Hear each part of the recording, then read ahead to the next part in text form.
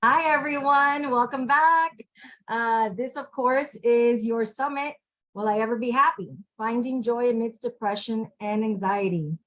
And we have so many marvelous speakers for you today. We have the fabulous Meredith Orlasky. She is she is a functional medicine practitioner, a holistic health coach, and a Reiki master. So this is a special treat for us. We're gonna get a lot of fun and exciting information on treating yourself with holistic approaches. So without further ado, hello, Meredith. Thank you for being here with us today. Thank you. I'm excited to talk to you today. This is such a near and dear subject to my heart. You know, my own personal struggles with this for many years. So I just think this is such an important thing that you're doing. So I'm really looking forward to talking about this today. Oh, thank you so much. It's my honor to have you here. Thank you. Would you like to tell the folks a little bit about yourself, your background, how you came into this profession? Yeah, absolutely. So I struggled with anxiety for many years, and over time, it just kind of got more intense a bit at a time. I hit a breaking point after the birth of my second child. I got really sick with an autoimmune disease as well. And part of that was such debilitating anxiety and depression that I couldn't leave the house. This healing process, it took me a lot to find. I was not getting answers from conventional medicine. So, luckily I'm very stubborn, and I was able to keep searching and found functional medicine. Started working with a functional medicine doctor because, functional medicine, for those that aren't familiar, is, treating the body as, the state is naturally well. That is our natural state. And we just need to create the conditions for that to reemerge. And so we're looking for, what is causing this? And so that really spoke to me because I'm kind of a need to know why kind of person. And so working with this doctor, I was able to start to get better. And it took me several years, but I was able to reverse the autoimmune disease. And then also over time was able to rid myself of anxiety and depression, which had really limited what I was able to do in my life. It's anyone struggling knows it limits your career, it limits your relationships, it limits your life experience in every imaginable way. And it's an unseen thing. And you feel very alone. And so just going through that made me realize that I really wanted to help other people to come through this to the other side. And so the first step was, I found a health coach training program, and I did that. And then I wanted to get more into the science behind the physical symptoms. So I went on to get training in functional medicine.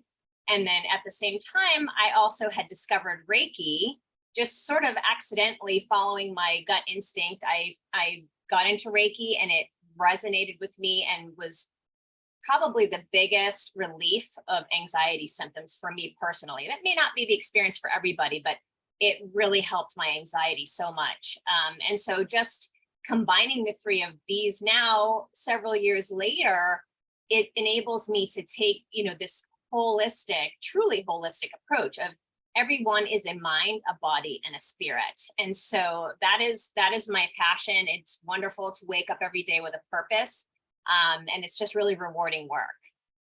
Wow, that's awesome. That's awesome. So this is a topic very near and dear to you because you have firsthand experience with it. Yes. And I think almost everybody in the audience at some point or another, if not, right now, are struggling with that, and they're probably very excited and anxious and eager to hear more about your holistic approaches. So can you explain to us a little bit about what that is and how you what your techniques and your vision, not vision, but your practice? Sure. So I would work, if someone was struggling specifically with anxiety, then we want to look at the body, of course, because if we're looking at symptoms that can be traced back to our gut, those are things that we can resolve with, certain supplements, dietary changes, and other practices like that.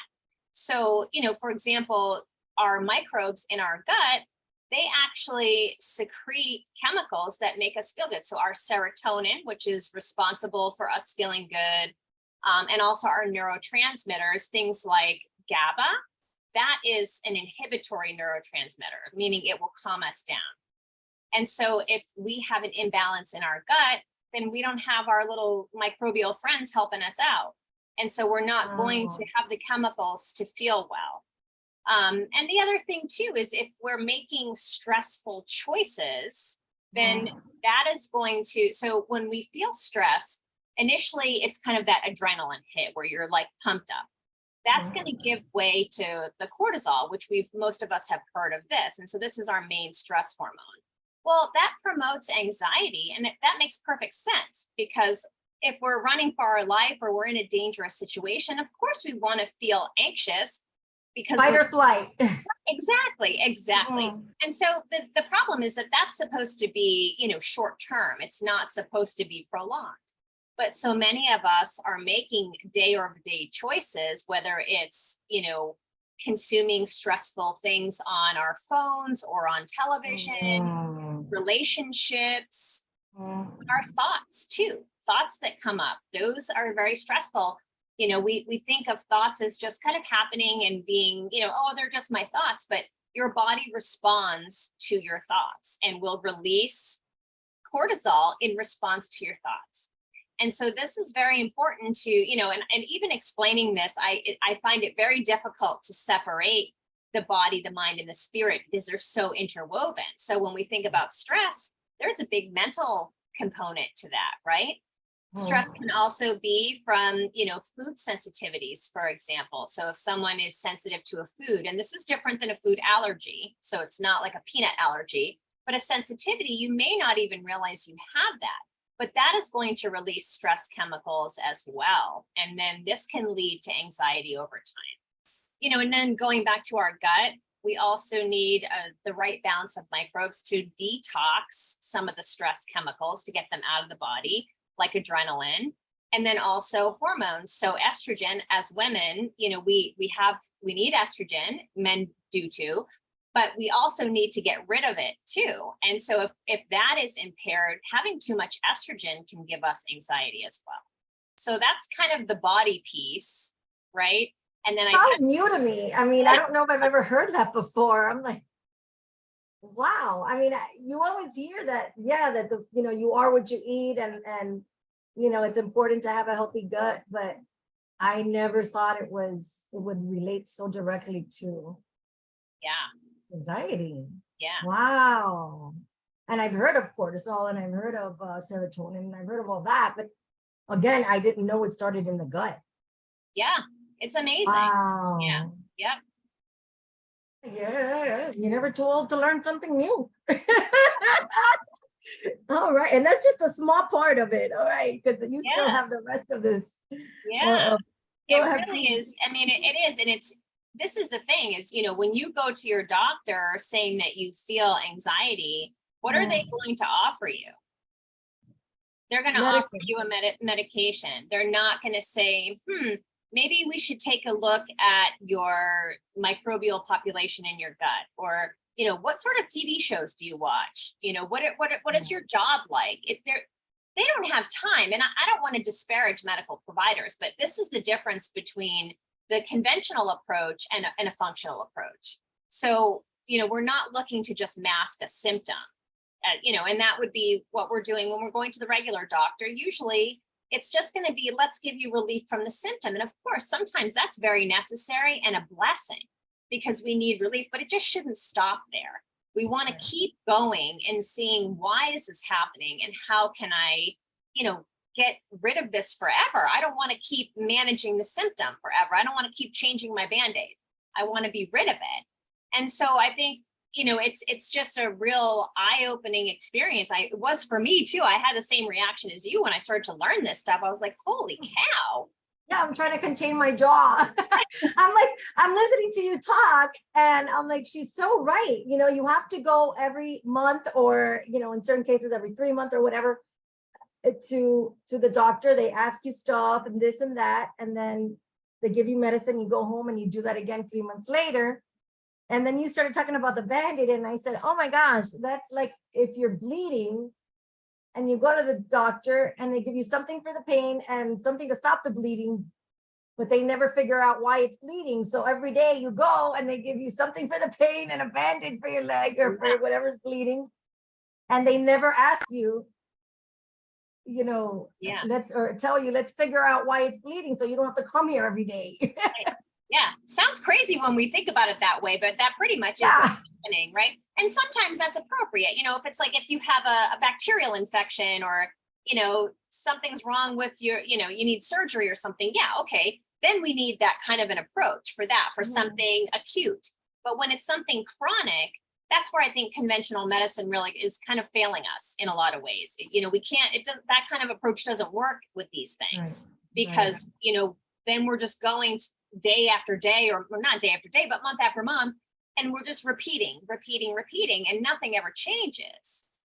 And, you know, I think a lot of people now are starting to realize that this isn't good enough for me. And it's really empowering when we learn things like this about, you know, that you have so much control over your gut population and that can change your mood. I mean, that alone could be the answer for some people. A lot of times there's a few other things going on as well. And, you know, again, this is why we take the whole mind, body, spirit approach. But I mean, just that alone is so powerful, and it can change your mood enough where, you know, now you feel more inspired to go do some exercise. You know, you feel better, and you know, kind of like the medication makes you feel better enough that you can function, right? And so changing your gut can be that step up as well, you know. And it's just, it's really great to know that you have control. You feel like you have no control, and then realizing this, it puts you back in the driver's seat of your own destiny, which is nobody wants to feel like the driver's seat of your own destiny. Yeah.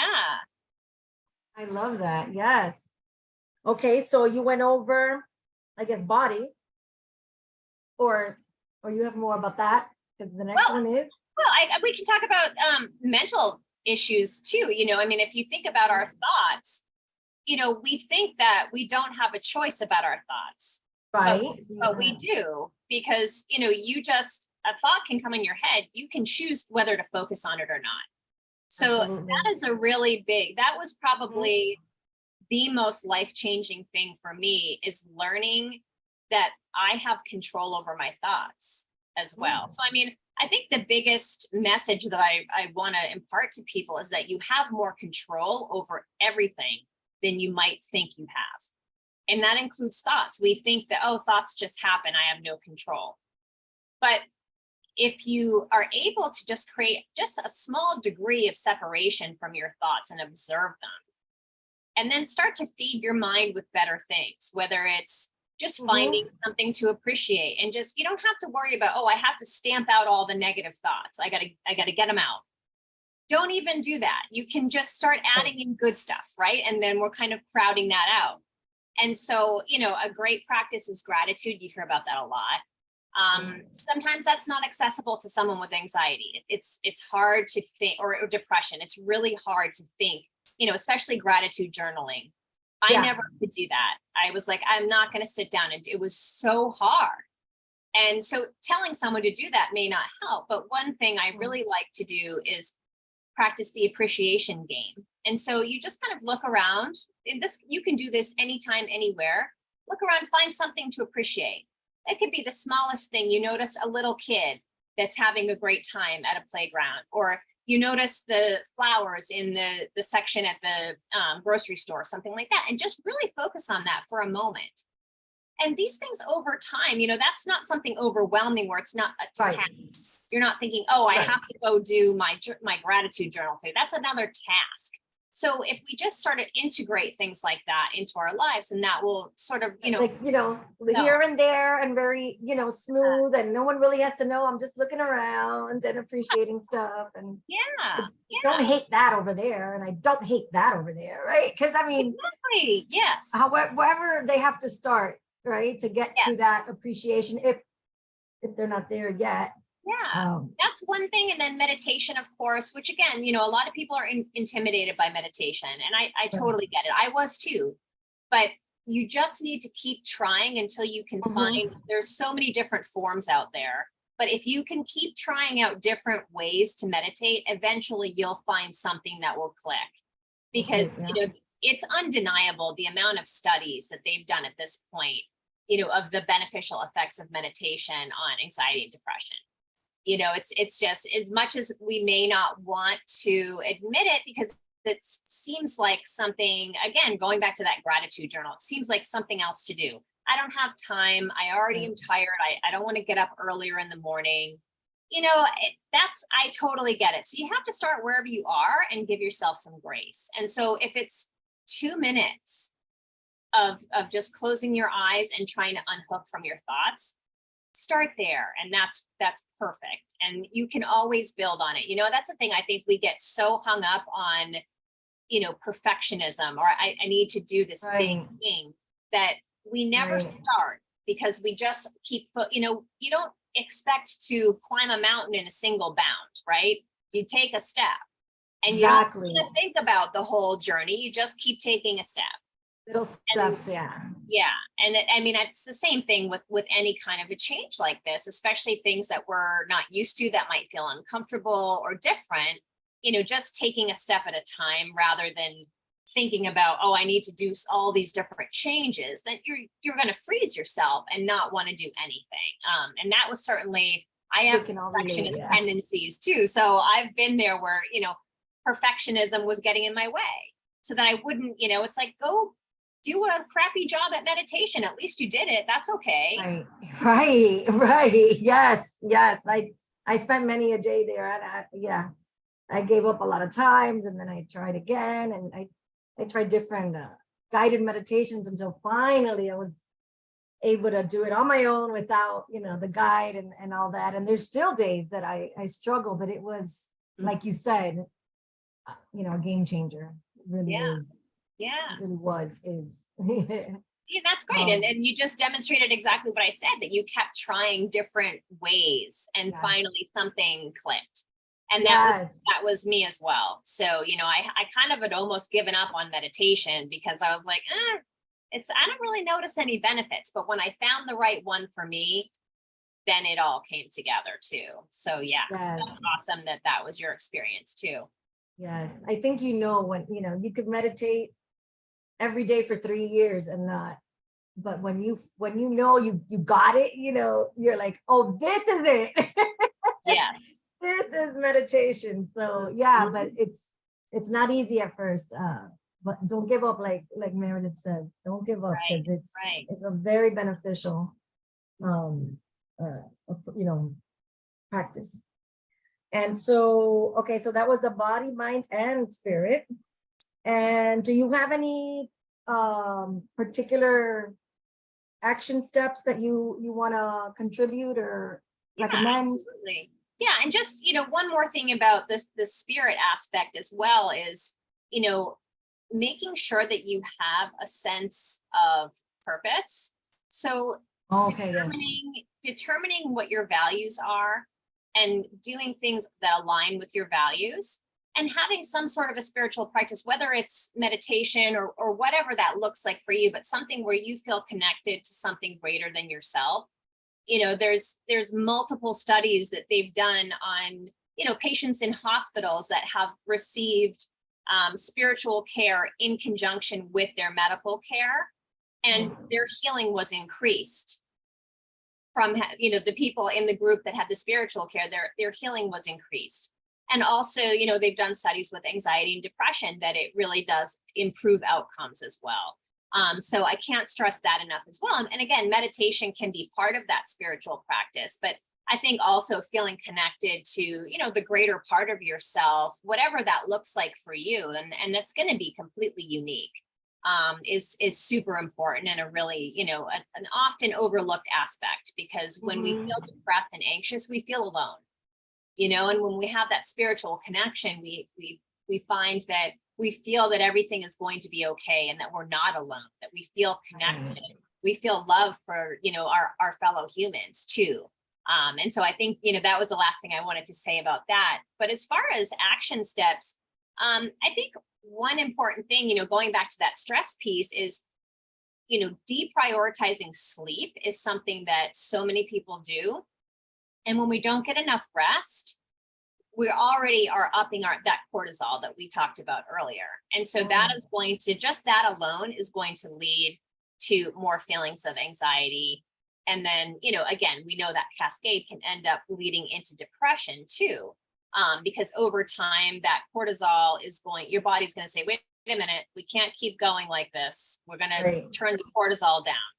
And that's when that depression can kind of come in on top of the anxiety, where you just feel that malaise and that tiredness punctuated by surges of anxiety.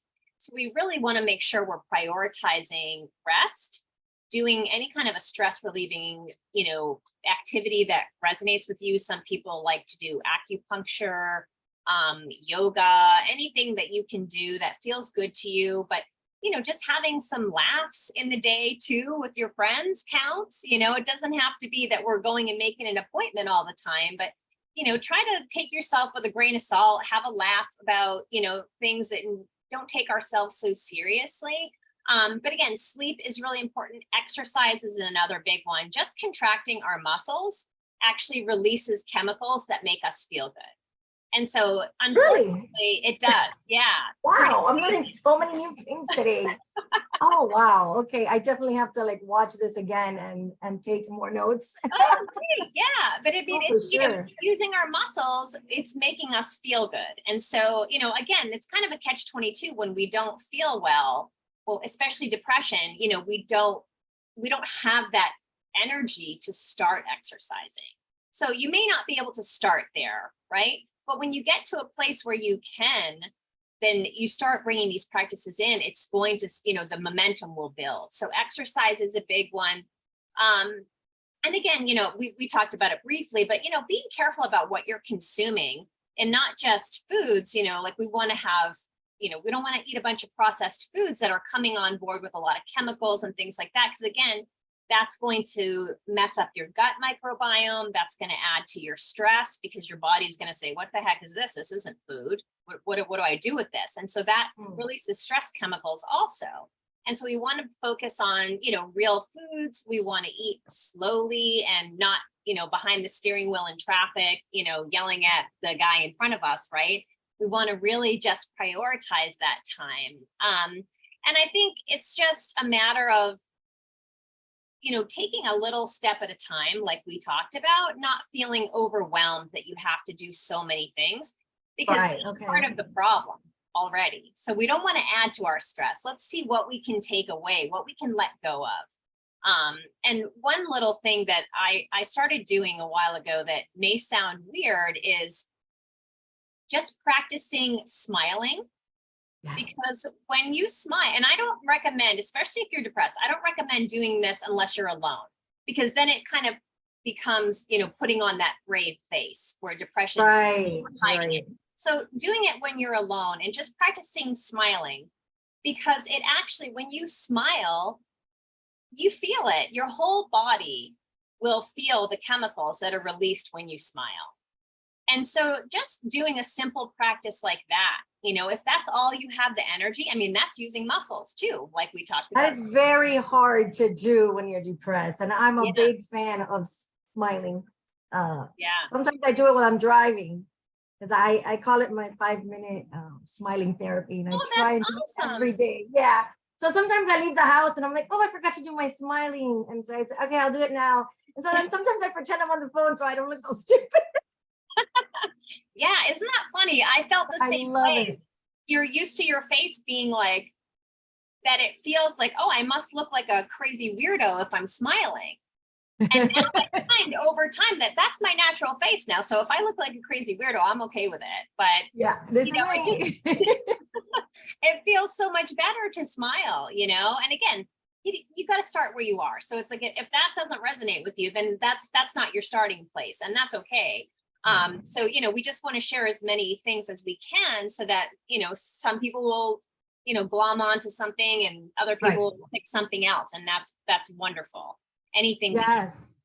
I think it's great. I mean, I'm about halfway through the interviews. I'm not sure which order, you know, the audience is going to get it in, but everyone so far has brought something new to the table. There's been a lot of similarities in the the thoughts, the ideals, a lot of holistic ideas.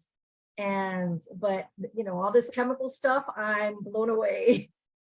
I thought it was just stuff in the head, in your brain that got released. I had no idea that, and I always, you always hear, I'm not sure, I don't know if everybody's heard it, but I think for the most part, that exercising every day is good because it releases serotonin, but I didn't know about the muscles and the other chemical, like I don't, the whole science behind it is very interesting. And so you want to tell the audience where they can find more information or how they can reach you, if they want to contact you or take a training or a seminar, anything?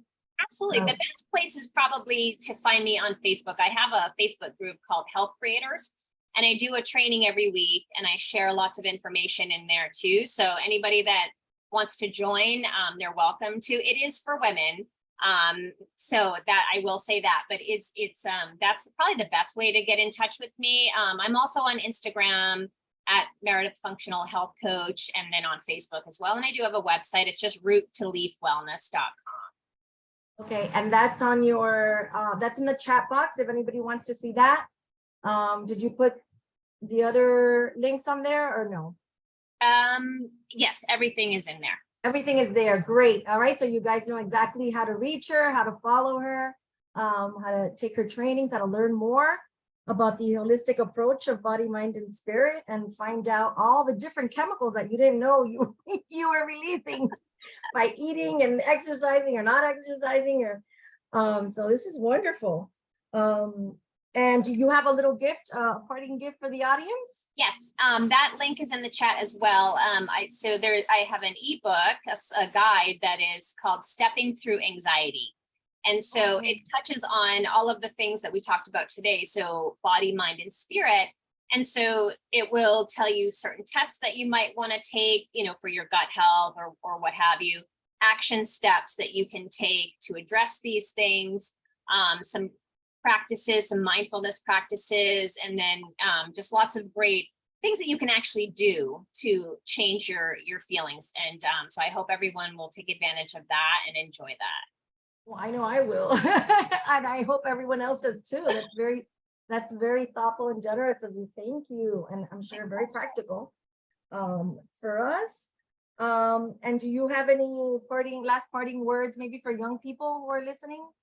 Yeah, I think what I'd like to say is that, anxiety and depression, it's not a life sentence, and it does not have to be your experience. And I hope that that's what's come across today, is just rather than feeling overwhelmed, I got to worry about my gut, I got to worry about my stress. These are all signs that you have so much control over your experience, and that, any different actions that you can take toward that are going to be one step closer to being free of it. And, I just want to say, I could not have imagined being a speaker in a summit, 12 years ago when I couldn't leave the house. And look at you now. Yeah. And I don't even get nervous. Well, maybe a little bit nervous, but normal nervous, not anxiety nervous. Right. And so I just want to say, it's not impossible and it's not unattainable. It's, if I could do it, I swear anyone can do it, because it's felt so dark and so, limiting, and it isn't. I got through it, and I got through it naturally, and anybody can if they find the right methods that will work for them. And, a lot of that comes down to, you may have to work with somebody, like myself, that knows exactly what to look for, but there may be some things that you can do on your own, and it may be something simple, and you'll be surprised at what a difference it makes for you. So that's what I want to say. You're not broken. You're not defective. It's not a life sentence. Thank you so much. So much. And before we leave, I just want to let the audience know that if you liked listening to her, there is an opportunity to buy the package of not only her wonderful interview here with us today, but in all the other speakers as well. And like you said, they might resonate more with this technique or that technique or that, you know. Yeah, I mean, and situation. I think this is such a valuable resource. If I had gotten my hands on something like what you're doing here when I would have been so grateful for that, because I had no idea that there was anything I could do. And so really getting the word out and exposing people to, you know, different techniques and different things that, you know, because again, we're all different and we're all going to respond to things differently. And, you know, things are going to work for one person that don't work for somebody else, and that's fine. So I think it's so valuable what you're doing, and it's just such a great resource. So I'm excited that this is out in the world. Thank you so much. And your contribution was amazing and a wonderful addition to this collection. And so I hope everyone enjoyed today's speaker. Thank you. It was a pleasure and an honor to have you here with us today. I will definitely read that book and follow you. And I can't wait to see what the future brings for all of us. Thank you so much, Monica. It's so fun talking to you. Thank you. Oh, please. Thank you so much. Thank you.